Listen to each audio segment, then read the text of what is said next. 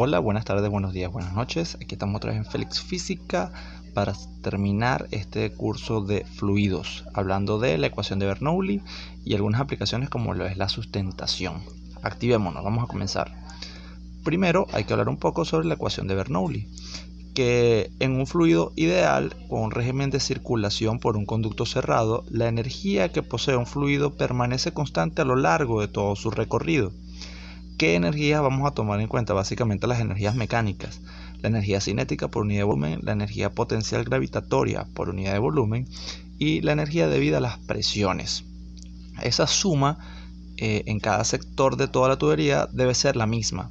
Entonces en este dibujo, por ejemplo, tengo un volumen en este sector delgado.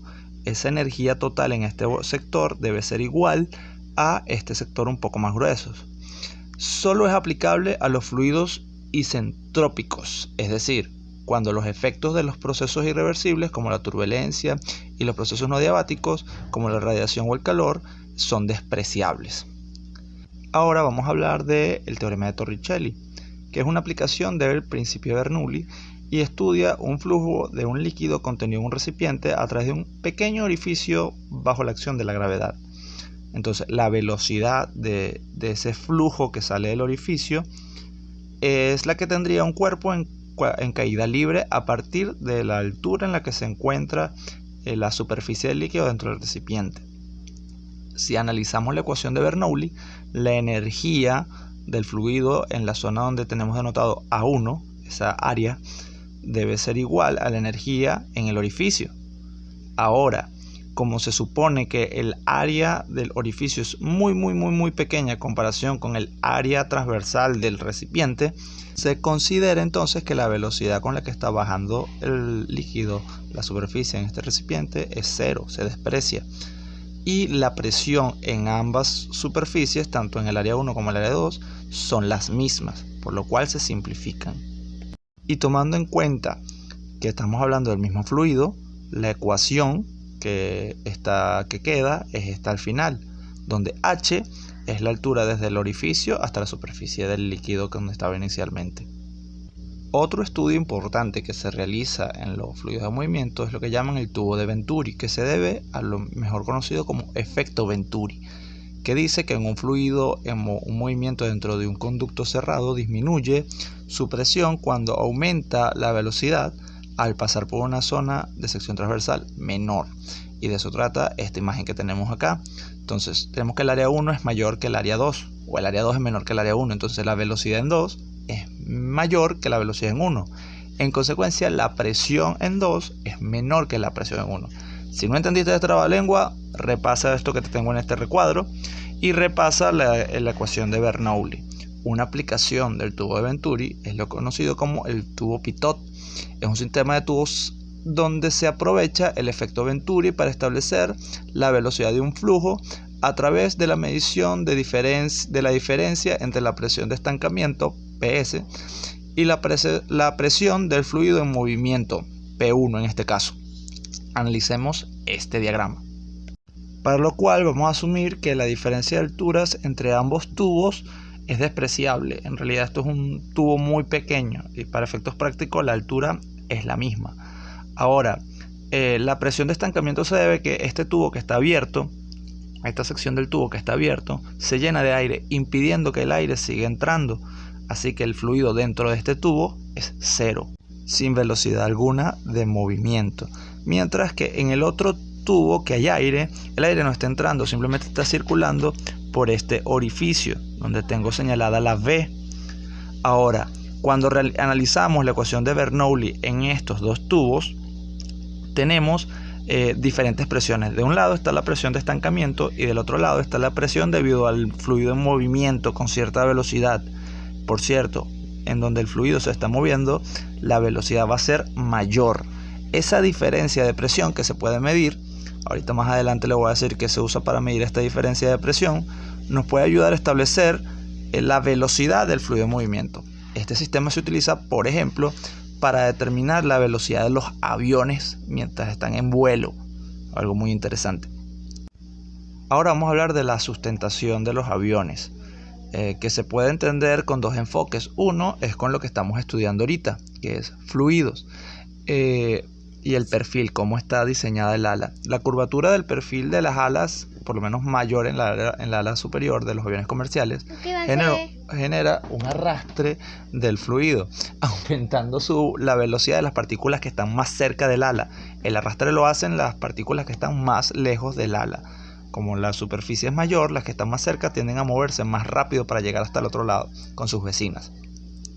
Esta diferencia de velocidad arriba del ala hace que exista una presión menor arriba, resultando en una diferencia que genera una fuerza hacia arriba. Esa fuerza hacia arriba se llama sustentación en contra del peso. Ahora, existe también un enfoque por la tercera ley de Newton, que depende del ángulo de ataque de las alas. Esa diferencia de inclinación de las alas hace que las partículas de aire colisionen, choquen contra las alas. Al chocar contra las alas, entonces se transfiere una cantidad de movimiento a las alas, y ese cambio en la cantidad de movimiento de las alas es en realidad una fuerza resultante. ¿Hacia dónde? Hacia arriba. Y de esa manera está diseñado el ángulo de ataque para que la fuerza sea hacia arriba. Ojo, detalle. Ninguno de estos enfoques explica completamente lo que es la sustentación, pero son contribuciones que nos ayudan a entender la física que está involucrada con la sustentación de los aviones. Bueno, ahora vamos a hablar un poquito del efecto Magnus. Es un efecto muy interesante que se ve sobre todo en los deportes.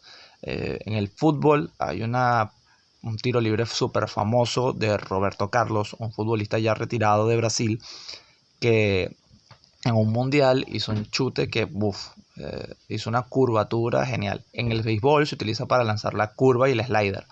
Este efecto trata de que si tengo un cuerpo con rotación, genera un arrastre en las partículas de aire que están a su alrededor, favoreciendo un aumento en la velocidad en favor del sentido de la rotación y una disminución de la velocidad del otro lado. Esta diferencia de velocidades también causa una diferencia de presión, causando una fuerza de sustentación lateral que hace que la trayectoria del cuerpo en el movimiento sea curva. Bien, eso es el efecto Magnus. Hay muchos videos virales en Instagram que tratan sobre esto. Ahora vamos a hablar sobre la viscosidad, que es una medida de la resistencia que tienen los fluidos a las deformaciones graduales producidas por tensiones cortantes o tensiones de tracción.